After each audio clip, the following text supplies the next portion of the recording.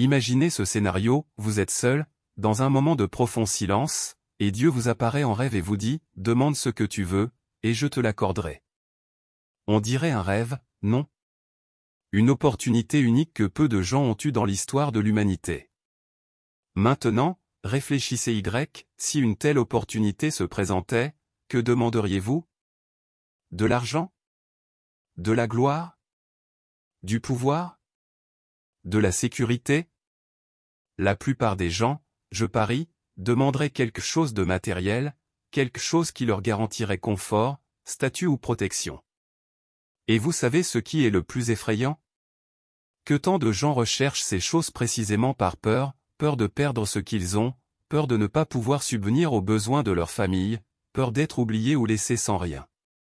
Et c'est là tout le problème, courir après l'argent, la gloire et le pouvoir sans but supérieur peut être comme construire une maison sur du sable, quand la tempête frappe, tout peut s'effondrer.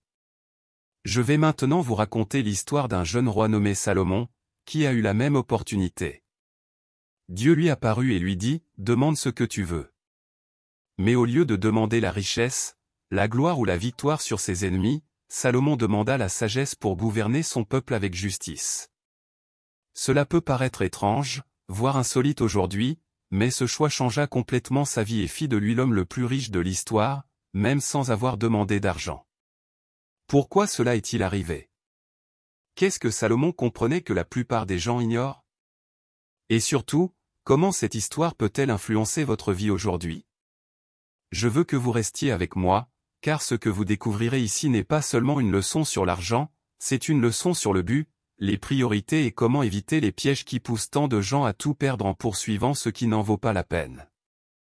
Si cette histoire a déjà piqué votre curiosité, n'oubliez pas de vous abonner à la chaîne dès maintenant pour ne rien manquer de ce qui vous aidera à penser différemment le succès, la richesse et la vie. Restez avec moi, car il y a encore beaucoup à venir. Imaginez cette scène avec moi, par une nuit paisible, Salomon venait d'accéder au trône, encore jeune, entouré de responsabilités et d'attentes. Il se sentait probablement un peu sous pression, en proie à l'insécurité, et c'est dans ce contexte que Dieu lui apparut en rêve et lui dit « Demande ce que tu veux.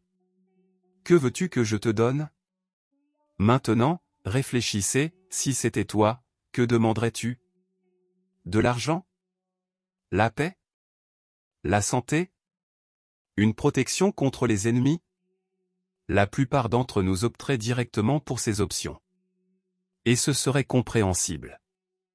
Mais Salomon, il a fait une demande inattendue. Il a dit quelque chose comme « Seigneur, je ne suis qu'un jeune homme, et ces gens sont trop grands pour moi. Donne-moi la sagesse. Apprends-moi à gouverner avec justice. » Mon Dieu, cela nous touche. Parce qu'il n'a rien demandé pour son propre bénéfice direct. Il a demandé quelque chose qui avait un but, une responsabilité, le bien d'autrui. Il a reconnu ses limites et a eu l'humilité de dire « Je ne peux pas y arriver seul. » Et c'est magnifique. Parce que Dieu a vu son cœur. Il a vu qu'il ne pensait pas seulement à lui-même. Et la réponse de Dieu a été « Parce que tu n'as demandé ni la richesse, ni la gloire, ni la mort de tes ennemis. Je te donnerai tout cela, et bien plus encore. Mais avant tout, je te donnerai la sagesse que tu as demandée. » C'est cette vieille vérité que nous entendons mais que nous oublions parfois, quand notre cœur est à la bonne place, Dieu s'occupe du reste. Continuons l'histoire. Après la requête inattendue de Salomon la sagesse, et non la richesse ou la gloire, la réponse de Dieu fut surprenante. Dieu fut profondément touché par la sincérité de la requête du jeune roi. Salomon aurait pu demander tout ce que beaucoup demanderaient, le pouvoir, des victoires sur ses ennemis, la stabilité, un empire invincible, ou même une vie longue et confortable. Mais non. Il a demandé la sagesse, non par vanité, mais parce qu'il voulait régner avec justice. Il connaissait le poids de la responsabilité qui lui incombait et reconnaissait qu'il ne pouvait y parvenir seul. Dieu a vu ce cœur et a répondu par quelque chose qui dépassait de loin l'imagination de Salomon. Je lui ai dit quelque chose comme ceci, puisque tu n'as demandé ni richesse, ni gloire, ni la mort de tes ennemis. Je te donnerai tout cela aussi. Mais d'abord, je te donnerai la sagesse que tu as demandée. Et pas n'importe quelle sagesse, tu seras le plus sage des hommes, nul ne sera comme toi. Et la promesse s'est accomplie avec une telle intensité que la vie de Salomon est devenue une référence dans le monde entier. Sa renommée a dépassé les frontières. Des gens de nombreuses nations sont venus simplement pour l'écouter. La Bible nous raconte que des rois et des dirigeants de pays lointains ont envoyé des cadeaux, demandé conseil, voulant comprendre comment cet homme pouvait être si sage, si équilibré, si prospère. La reine de Saba en est un bon exemple. Elle a quitté son pays natal avec une suite nombreuse, chargée de cadeaux, et s'est rendue à Jérusalem pour constater par elle-même si tout ce qu'on disait de Salomon était vrai. Et à son arrivée, elle a été impressionnée. Elle-même a dit, « Ce qu'ils m'ont raconté est loin d'être aussi vrai. Je ne savais pas que Dieu t'avait tant béni. » Et en matière de richesse, les histoires sont presque incroyables. La Bible décrit comment, à l'époque de Salomon, l'argent était aussi abondant que la pierre dans les rues de Jérusalem. Tout autour de lui n'était qu'or, pierres précieuses, bâtiments monumentaux, chevaux, navires et alliances commerciales. Salomon devint, au fil des ans, l'un des hommes les plus riches de l'histoire. Et le plus intéressant, c'est qu'il n'a jamais couru après la richesse. C'est le passage le plus profond de l'histoire. Salomon ne cherchait pas la richesse, mais la richesse l'a trouvée. Il n'a pas recherché la gloire, mais la gloire est venue. Il ne désirait pas régner sur des royaumes, mais les rois sont venus à lui. Et pourquoi? Parce qu'il a fait ce que presque personne n'a le courage de faire, il a placé l'objectif avant le profit. Il a donné la priorité à la satisfaction de Dieu et au service du peuple, avant la recherche d'un quelconque avantage personnel. Cette histoire nous enseigne une leçon puissante. Quand vous recherchez ce qui compte vraiment, quand votre cœur est juste et vos motivations pures, Dieu s'occupe du reste. Les bénédictions n'ont pas besoin d'être forcées. Elles viennent. Salomon n'a pas réussi parce qu'il a cherché le succès. Il a réussi parce qu'il a posé les fondations. Et Dieu, qui connaît les cœurs, a choisi de l'honorer avec des choses qu'il n'a jamais demandées, mais qui sont venues suite à une demande juste, formulée de la bonne manière. Le plus intéressant est que, bien qu'il ait vécu des siècles avant Jésus, Salomon a mis en pratique un principe qui ne serait enseigné que bien plus tard, cherchez d'abord ce qui vient de Dieu, et ayez confiance que le reste suivra. On le retrouve dans Matthieu 6h33, où Jésus dit, « Cherchez d'abord le royaume et la justice de Dieu, et tout cela vous sera donné par-dessus. » Salomon n'avait pas ce verset, mais il a vécu exactement ce principe. Il a donné la priorité à ce qui était juste devant Dieu, et Dieu a ajouté tout ce qu'il n'avait pas demandé. Ce genre de choix n'est pas facile. La plupart d'entre nous, face à de grands défis ou à de grandes opportunités, pensons immédiatement à ce que nous pouvons gagner, conquérir, conserver. Mais Salomon a pris le contre-pied de cette idée. Il a perçu l'immensité de sa mission au gouverner un peuple tout entier et a compris que sans sagesse, tout le reste serait vain. Il pouvait avoir des trésors, des palais, des armées, mais s'il ne savait pas gouverner avec justice, tout cela serait vain. Et cette compréhension démontrait une maturité spirituelle. Il avait un but qui allait au-delà de l'instant présent. Et c'est ce qui est si frappant. Salomon nous enseigne, par son attitude, que lorsque notre cœur est concentré sur ce qui plaît à Dieu, lorsque nos intentions sont alignées sur la volonté divine, les bénédictions n'ont pas besoin d'être forcées, demandées à tout prix ou fixées comme un objectif. Elles viennent, tout simplement. Car Dieu honore ceux qui l'honorent. Et ici, il convient de réfléchir, combien de fois recherchons-nous les choses dans le mauvais ordre? Nous courons après le visible, l'immédiat, ce qui confère statut ou sécurité. Mais nous négligeons ce qui soutient tout, la sagesse, le caractère, la direction divine. Salomon a pris le chemin inverse. Il a d'abord recherché la sagesse. Et grâce à cela, il a été soutenu, honoré et enrichi d'une manière à laquelle il ne s'attendait peut-être pas lui-même. C'est comme si Dieu lui disait « Et à nous tous que les bonnes priorités engendrent les bons résultats. » Non pas parce que la vie devient facile, mais parce qu'il existe une base solide, fondée sur des principes, qui soutient tout ce qui vient après. Et lorsque Dieu est le fondement, ce qui est bâti sur lui perdure. Salomon aurait pu faire la mauvaise demande. Mais parce qu'il a choisi avec le cœur juste, il a reçu non seulement ce qu'il demandait, mais aussi ce qu'il n'aurait jamais osé demander. Et c'est le genre de faveur qui n'arrive que lorsqu'on recherche ce qui compte vraiment. Salomon a reçu sagesse, richesse, honneur et pouvoir. Mais le plus impressionnant n'était pas ce qu'il a accumulé, mais la façon dont il l'a utilisé. Et cela en dit encore plus sur son cœur, surtout au début de son règne. L'un des premiers grands projets de Salomon fut la construction du temple de Jérusalem. Son père, David, désirait ce temple depuis longtemps, mais Dieu refusa. Il dit plutôt que le fils de David construirait la maison du Seigneur. Salomon comprit que cette mission le dépassait, c'était quelque chose de sacré, de prophétique et d'éternel.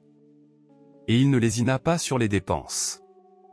Il utilisa les meilleurs matériaux, engagea les meilleurs ouvriers et organisa chaque détail avec excellence. Et tout cela n'était pas fait pour l'apparat, ni pour impressionner les autres rois, mais pour bâtir un lieu digne de la présence de Dieu. Un lieu de culte. Un symbole de l'alliance entre Dieu et le peuple. Les richesses confiées par Dieu à Salomon n'étaient pas conservées dans des coffres. Elles étaient investies dans le royaume. Le temple de Jérusalem devint un phare de beauté, de gloire et, surtout, de finalité. On y offrait sacrifices, prières, fêtes et consécrations. C'était un lieu où le peuple se tournait vers Dieu. Et tout cela fut possible parce que Salomon comprit que la richesse n'est pas une fin, mais un moyen. Une ressource qui, placée entre de bonnes mains, peut devenir un instrument de culte, de communion, d'impact durable. Et ce n'était pas tout. La renommée de Salomon se répandit si loin qu'il finit par influencer d'autres nations. Lorsque la reine de Saba visita Jérusalem, non seulement elle fut impressionnée par ses richesses et sa sagesse, mais elle vit comment le peuple était traité, comment la justice était administrée, comment tout était fait avec ordre. Et elle glorifia Dieu pour cela. Voyez-vous, une reine étrangère, issue d'une autre culture, d'un autre peuple, a reconnu qu'il y avait quelque chose de divin dans ce gouvernement. C'est cela la véritable influence. Et c'est là une autre leçon précieuse, Dieu n'a pas enrichi Salomon uniquement pour qu'il devienne célèbre. Il l'a béni afin que, tout au long de sa vie, son nom soit connu dans des lieux où il n'était pas encore vénéré. La richesse avait un but. La sagesse aussi. Tout ce que Dieu a placé entre les mains de Salomon comportait une responsabilité intrinsèque, utiliser ce qu'il recevait pour refléter sa gloire. Nous rêvons parfois de grandes choses, mais nous devons nous demander, si Dieu me donnait tout ce que je demande, qu'en ferais-je? La bénédiction qui dure est celle qui a un but. Quand Dieu voit que vous êtes prêt pour utiliser correctement ce qu'il donne, il a davantage confiance. Salomon, du moins pendant une grande partie de sa vie, a utilisé ce qu'il a reçu de la meilleure façon possible. Et pour cette raison, son règne est devenu un jalon dans l'histoire d'Israël et au-delà. Après tout ce que Salomon a connu aux gloires, richesses, édifices, conquêtes, alliances politiques, reconnaissance internationale, ce qui reste gravé dans l'histoire n'est pas la fortune qu'il a accumulée, mais la sagesse qu'il a transmise. Il a écrit des milliers de proverbes, dont beaucoup ont été conservés dans les Écritures et continuent d'enseigner aux hommes aujourd'hui. Court, concis, mais pourtant plein de vérité. Il a parlé du pouvoir des mots, de l'intégrité, de la justice, des dangers de la paresse, de la valeur de la discipline et de l'humilité.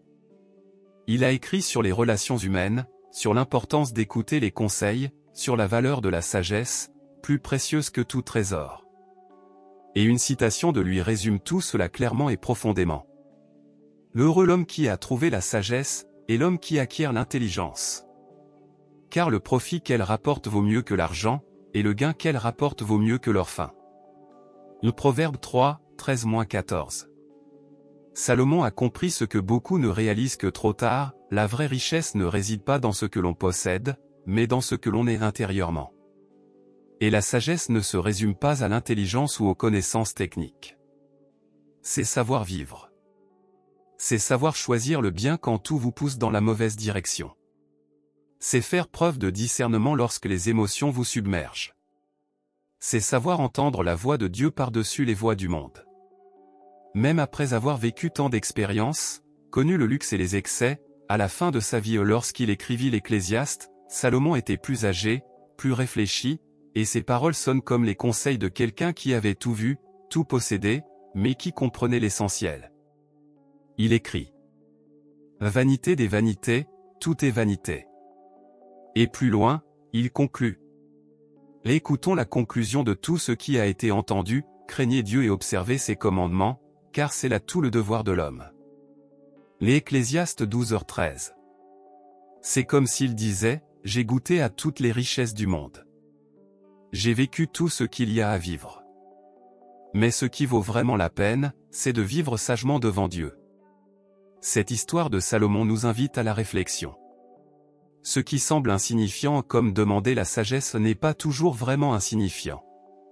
Parfois, ce que l'on demande avec humilité, Dieu le transforme en quelque chose de gigantesque, qui impacte des générations. Mais surtout, elle nous rappelle que le véritable succès consiste à vivre en accord avec le dessein de Dieu. Et que lorsque ce dessein est clair, tout ce qui vient ensuite peut avoir de la valeur, mais ne sera jamais plus important que de marcher avec sagesse. Car en fin de compte, la sagesse est ce qui soutient la richesse, c'est ce qui guide les choix, c'est ce qui protège le cœur et maintient l'âme sur le droit chemin. Et c'est ce qui rend une vie vraiment riche. Avez-vous apprécié cette histoire inspirante de Salomon ? Un homme qui n'a pas cherché l'argent ni la gloire, mais a choisi la sagesse, et qui a fini par devenir l'homme le plus riche de l'histoire. Cela montre que lorsqu'on met son cœur à la bonne place, les bénédictions arrivent de manières inimaginables. Si ce message vous a touché, laissez un commentaire expliquant ce qui vous a touché ou partagez une expérience que vous aimeriez partager. J'aimerais connaître votre avis. Et n'oubliez pas d'aimer pour contribuer à faire connaître ce contenu à davantage de personnes qui ont également besoin d'entendre ce message. Si vous n'êtes pas encore abonné à la chaîne, abonnez-vous dès maintenant. Ainsi, vous ne manquerez aucune actualité ni aucune vidéo qui pourrait transformer votre vie. Merci beaucoup d'avoir regardé. À bientôt pour la prochaine vidéo.